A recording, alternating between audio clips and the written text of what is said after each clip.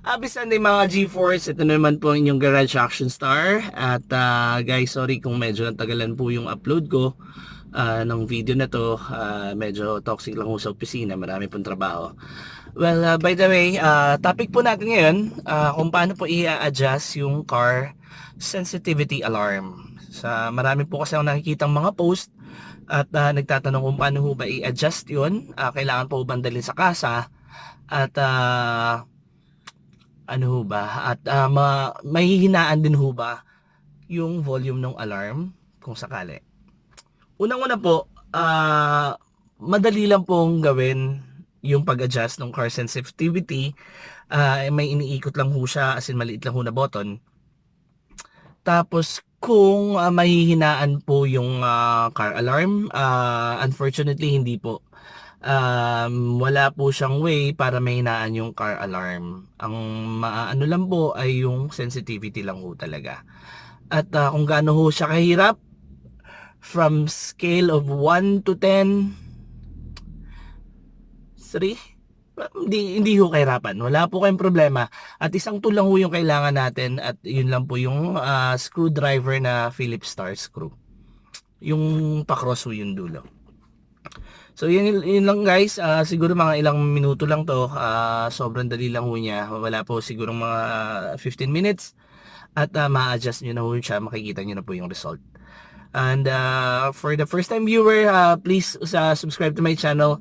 I'll be uploading another video maybe next 2 weeks or basta soon regarding sa pagkabit ng dash cam. At sobrang dali lang ho niya at pagagapangin po natin yung mga wire. At yun po, pati yung rear view camera. Mabilis lang ho siyang gawin. At well, actually, pati yung siguro yung TV Plus. Yung TV Plus po, sobrang dali lang ho niya. Aux lang naman po, tsaka yung car adapter kit lang ho yung kailangan natin. So guys, again, happy Sunday and enjoy your weekend. Enjoy it with your family, okay? Bye guys!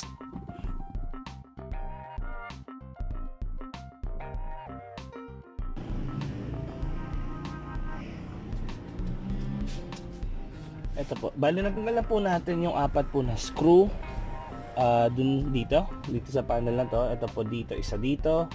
Ito po, dito po yung location ng isa. Yan. Dito po yung location ng isa at dito po sa ilalim niya. Yan, yung location nun. So, apat lang po siya na screw at sobrang dali lang po siyang tanggalin. So, ngayon po, ang gagawin po natin ay babaklasin na natin to. So, ang pagbaklas po dito ay medyo po may diskarte ng konti. Konting-konti lang. Meron po siyang space dito. May space siya dyan. Hatakan mo siyang dahan-dahan. At tumunog na ho siya. Dito din po. Yan. So, ngayon, ito na lang po yung natitira na nakasabit pa. So, ang pagtanggal nito, hawakan mo dito. Ang pagtanggal nito, may konting angat. So pagbatak mo, aangat mo siya ng konti. So habang binabatak mo siya, iaangat mo siya. Yun. Ito din. Angat. Batak. Yan. So yun lang po. Tapos yan, nakaganyan na ho siya at makikita nyo po agad ang location ng car sensor. Eto po, yan yung location ng car sensor. So pansinin nyo, pag tinap ko siya, yan, actually medyo nasa medium lang ho siya, tamang-tamang ano lang, sensitivity ko lang siya sinet. Ang pag-adjust nito, kung gusto nyo siyang hinaan, counterclockwise, pag ganun po, yan. Ito yan, yung button ho na yan. So, ipapakita ko sa inyo pag hininaan ko ho siya.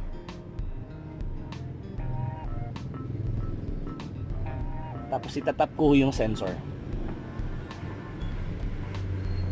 So, ibig sabihin, halos naka-off na ho talaga siya. So, dadalhin ko naman ho siya sa maximum.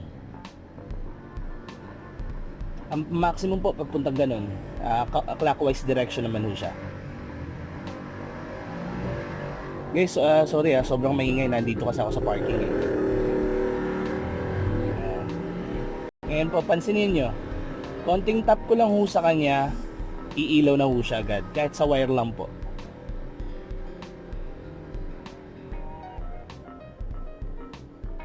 Yan. Yan. So, nasa maximum ho yung sensitivity ng car alarm. So, ngayon po, ibabalik ko siya sa dati. Since minimal lang ho ako, kasi kahit pa paano gusto ko rin marinig kung ano nangyayari dun sa kotse ko, especially pag gabi, kaya siniset ko pa rin naman ho siya. So ganun lang ho siya kadali gawin. Ngayon po, ang pagbalik naman ho nung panel na to, ganito po. Ayan. Mabilis lang ho siya. Ayan. Tulak, tumunog, tulak, tumunog, at dito tulak sa ilalim. Yun na. At okay na ho yung car sensitivity alarm nyo. At balik nyo na ho na yung mga screw.